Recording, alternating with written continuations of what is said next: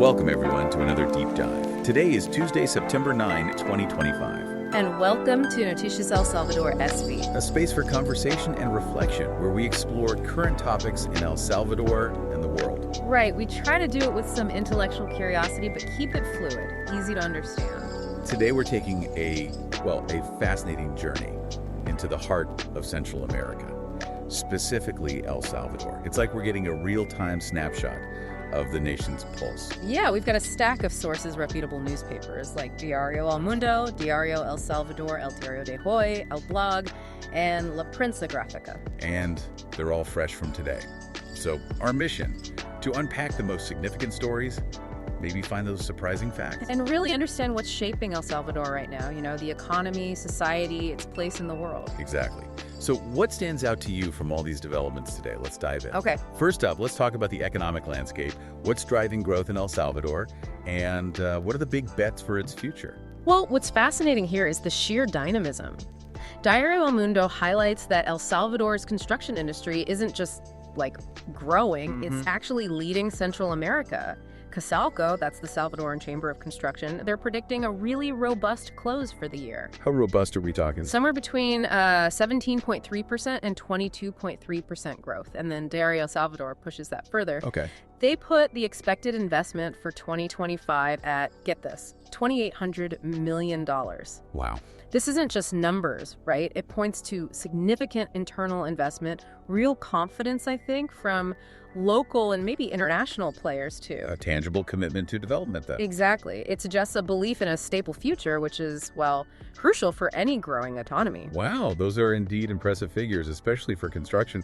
And it seems like energy is a massive part of that future vision, too, moving towards more sustainable options. Absolutely. Both Diario El Mundo and Diario El Salvador point to major strides in geothermal energy. Right, the volcanoes. Yeah, leveraging that natural resource. CEL, the Hydroelectric Executive Commission, they estimate the private sector could develop up to 500 megawatts. 500 megawatts, that's quite a bit. It's a substantial amount of clean energy. It could really diversify the nation's power grid. And there's legislative backing, too. Oh. Yeah, a new geothermal energy law is apparently awaiting approval. It was dictated by a commission, so it shows a concerted effort to support these initiatives. Okay, so policy is catching up. It seems so. And La Prensa Gráfica adds that CEL is even evaluating resuming the El Cimarrón project. That's a big geothermal plant, right? A significant one, yeah. And they're looking at creating a new wind energy plant as well. Oh, too. So a mix. Exactly. Yeah. It signals a really diverse and, I think, forward-thinking approach to sustainable energy, crucial for energy independence and, environmental goals. It sounds like El Salvador is making strategic moves in these, let's say, more traditional sectors, even if they're sustainable ones. But we can't talk about El Salvador's economy without mentioning Bitcoin. It's been such a unique path for the country. Definitely. Today's report suggests some, fascinating developments and maybe a growing debate around its future. What's the latest on that front? This really raises an important question, I think, about the longevity and the impact of El Salvador's unique embrace of crypto. Right. So Diario El Salvador reports that the first Bitcoin banks are expected to set up shop at the end of 2025. The first Bitcoin banks? Yeah. Really? Yeah.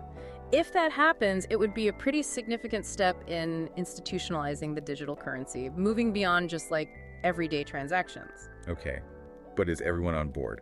Well, that's where it gets complex. El Diario de Hoy presents a more complicated picture. They note the government plans more Bitcoin purchases. More purchases? Yes, despite an agreement with the FMI, the International Monetary Fund. Ah, okay. Yeah. That's a crucial detail. The IMF hasn't exactly been enthusiastic, have they? No, traditionally very cautious, so such actions could, strain that relationship. The same source, El Diario de Hoy, also indicates that La Geo, the geothermal company. Right. They apparently used $4.2 million for Bitcoin City.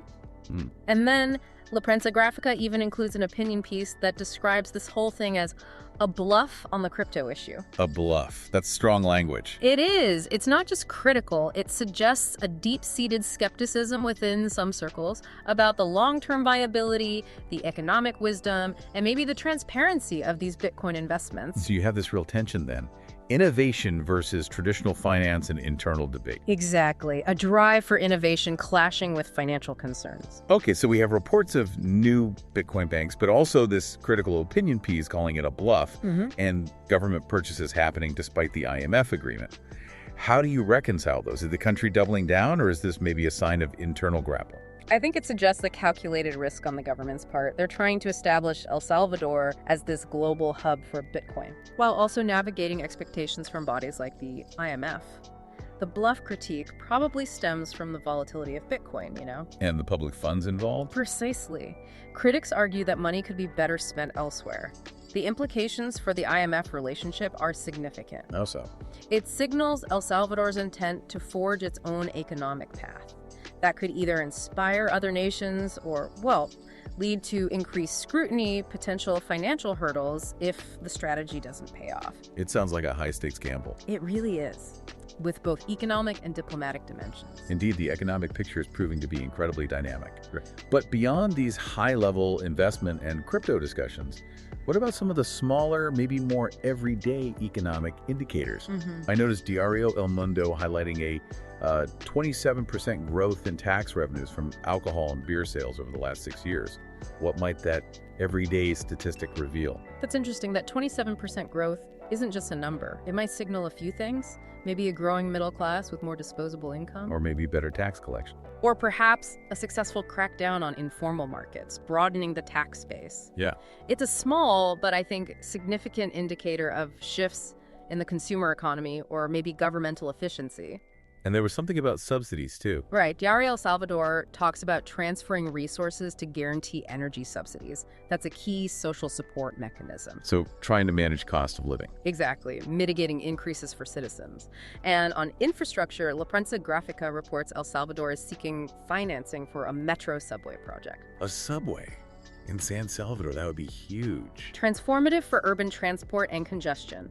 A clear signal of long-term urban planning. And they also mention hotel chains exploring operations at the airport. So maybe tourism is picking up. It signals growing tourism confidence, anticipating more international visitors, more investment in hospitality. Okay, zooming out a bit, this editorial in Diario El Mundo really highlights the crucial benefits to the diaspora and returnees. Why is that such an important focus for El Salvador's long-term growth? Oh, it's absolutely crucial. The diaspora, Salvadorans living abroad, they send back billions in remittances. A huge part of the economy. A lifeblood for many families. So ensuring a sustainable, safe, and productive return for these individuals means integrating their skills, their capital, their global experience back into the national economy. Leveraging that human capital. Precisely. And when you combine that with El Diario de Hoy reporting that 42.6% of Salvadoran families depend on a woman as head of household. Wow, almost half. Yeah. It underscores powerful social dynamics. It highlights the resilience and the absolutely crucial role of women in the nation's economy, often shouldering huge financial and domestic responsibilities. Points to the need for policies that support them specifically. Definitely. Empowering women is key. Okay, let's shift gears a bit. Beyond the numbers, what's daily life like in El Salvador? Let's turn our attention to security, public health, and what's making news in communities. Right. On the security front, Diario El Salvador brings genuinely positive news. They're reporting that the country has accumulated 7 days without homicides in September so far. 7 days straight this month. So far, yes. That's a significant figure for public safety. When you hear about consistent days without homicides, it impacts everything, you know? Public confidence, tourism potential, foreign investment. It's a key metric for the government strategy, isn't it? Absolutely. It's a critical barometer. That's certainly a hopeful sign for public safety. But then you see something like the ongoing COSAVI scandal, and it makes you think trust in institutions can be a more fragile thing. That's a very perceptive point. How do these seemingly contradictory realities, improving physical security versus a major financial scandal, how do they impact the overall sense of security and trust among Salvadorans? Well, security isn't just about homicide rates, right? The Cooperative of Savings and Credit Santa Victoria, COSAVI, it continues to be a point of significant concern. El Diario de Hoy reports that a staggering 80%. Most of the money from the COSAVI cooperative has not been returned to those affected. And what's more, victims apparently haven't even been cited to declare a year after the incident. A year later, wow. Yeah, this points to ongoing challenges in justice and accountability within the financial system. It directly erodes public trust in financial institutions, even if street crime is down. Creates a disconnect. Physical safety might be up, but financial security feels vulnerable. Exactly. And another important development is the dissolution of HUDOSO, What's USOSO? the Salvadoran Foundation for Development and Social Cooperation. Both El Diario de Hoy and La Prensa Gráfica announced its dissolution, Why? specifically due to the impact of the Ley de Agentes Extranjeros, the Foreign Agents Law. Ah, that controversial law tightening rules on foreign funding for NGOs. Right. It's significantly tightened regulations on funding and operations for civil society organizations. This has led to concerns about shrinking civic space, potential restrictions on critical voices. Impacting human rights, transparency, public discourse. Potentially, yes. Those are the concerns being raised. Those are major developments with profound implications for institutional trust and civil society.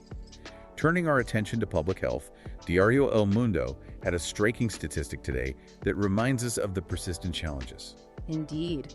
Diario El Mundo indicates that over 884,000 Salvadorans have suffered from acute respiratory infections this year.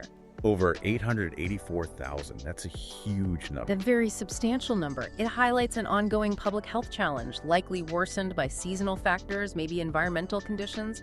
It puts a significant strain on the healthcare system. And there was news about hospital staff, too. Yes, El Diario de Hoy also shares news of 40 specialists resigning from Hospital Rosales. A major public hospital. That's worrying. It is concerning. It raises serious questions about healthcare capacity, working conditions for medical professionals, retaining critical expertise. Are there efforts to address this? Well, despite these issues, Diario El Salvador confirms the National Network of Hospitals law is in effect. What does that law do? It aims to streamline resource allocation, improve coordination between hospitals, standardize care across the public health system. So, potentially, it could address some of these capacity issues. The challenge is implementation, I guess. Of course, effective implementation amidst these other strains is key. Okay, shifting our focus from the challenges in public health, let's explore how El Salvador is maybe nurturing its future through education and celebrating its rich cultural heritage. What cultural and educational highlights stood out today?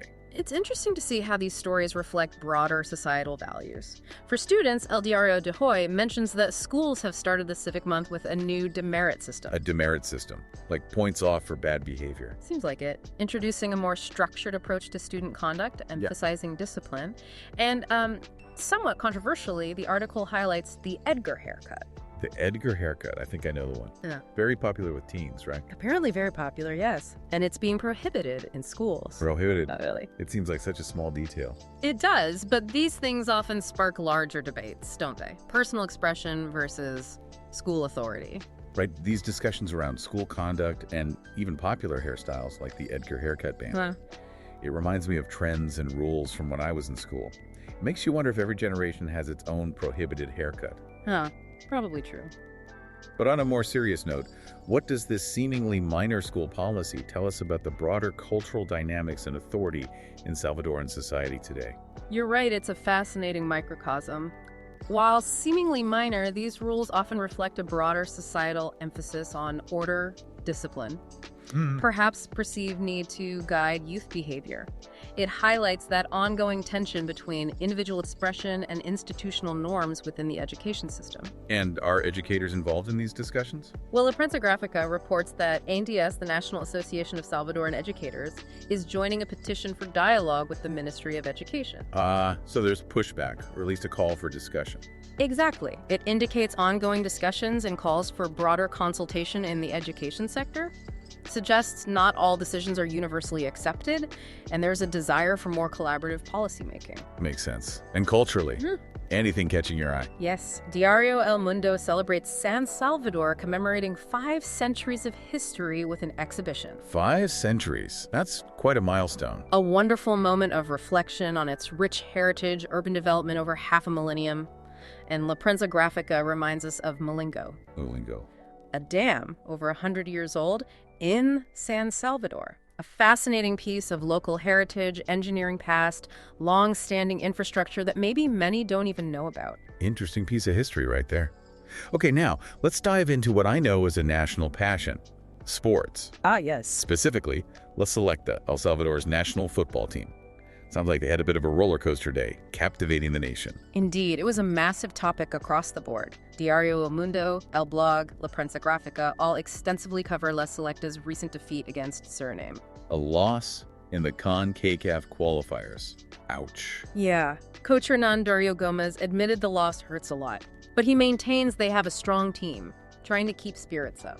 How do the fans take it? That's what's truly remarkable. The fan reaction speaks volumes about that emotional connection, right? Football and national identity. Absolutely. El Blog reported a Salvadoran actually crying after the defeat, just raw passion.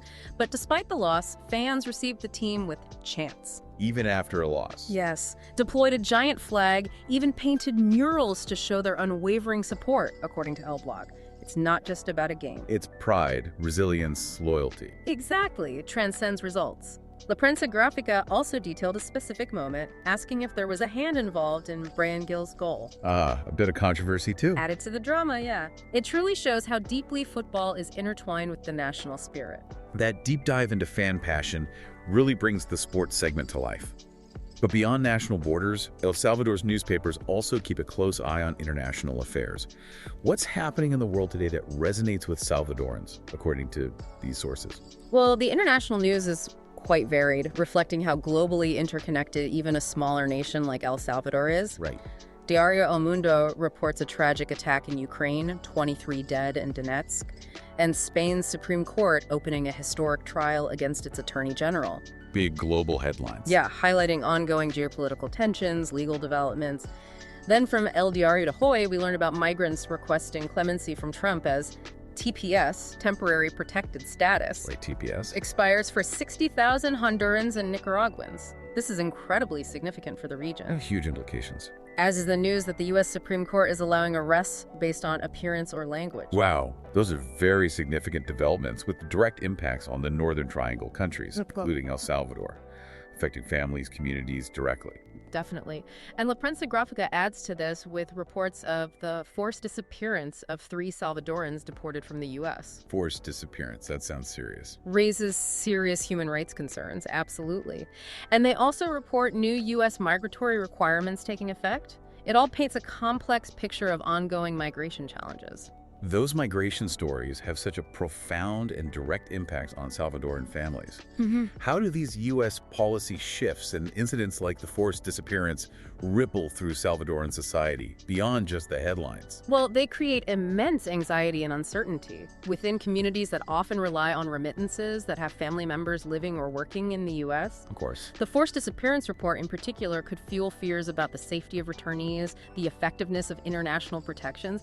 These aren't abstract policies. No, they're real threats. Real threats to family unity, economic stability for many Salvadorans, influencing decisions about migration, legal status, even political discourse back home. A constant backdrop. And we also see updates on global economic shifts. China launching a new remote sensing satellite, according to Diario El Salvador, showing its tech advancements. Okay. And significantly, El Diario de Hoy reports that China's exports to the U.S. fell 11.8% between July and August. Amidst ongoing trade struggle. Right. That global trade dynamic between two major powers will inevitably have ripple effects on smaller economies like El Salvador, part of that global supply chain. True. And finally, El Blog covers intense floods in Pakistan, evacuating over 122,000 people. Climate impact again. Yeah. It raises that important question about how global events, geopolitics, international law, climate change, trade, how they resonate even in a small nation's daily news, affecting its people, its policy, and highlighting universal challenges like climate vulnerability. What a whirlwind deep dive into El Salvador's Day, September 9, 2025. We've seen a nation buzzing with economic ambitions, grappling with complex social injustice challenges, passionate about its sports, and deeply connected to the wider world, particularly through migration and global trade. Yeah, this collection of stories really highlights El Salvador's ongoing evolution. It's navigating rapid changes in its economy, security, global engagement. It prompts us to consider, how do these local stories collectively paint a picture of a nation actively shaping its identity and future on the global stage? Often with that blend of audacious innovation and persistent challenge we talked about. Exactly. So what stands out to you from all these developments as maybe the single most critical trend or question facing El Salvador right now? That's a great question. Indeed, a lot to ponder. We hope this deep dive has given you a shortcut to being well-informed about El Salvador today. Offering not just the headlines, but hopefully a deeper understanding of the currents beneath them. Until next time, keep exploring, keep questioning, and keep learning. You can look for us for free on YouTube Music, Spotify, Apple Podcasts, Amazon Music, Deezer, or other platforms. And if you'd like to support us, you can find us on PayPal with the username PayPal225186. Remember, your contributions help pay the bills so we can continue to provide content. We are Noticias El Salvador SV. Follow us, share, and follow.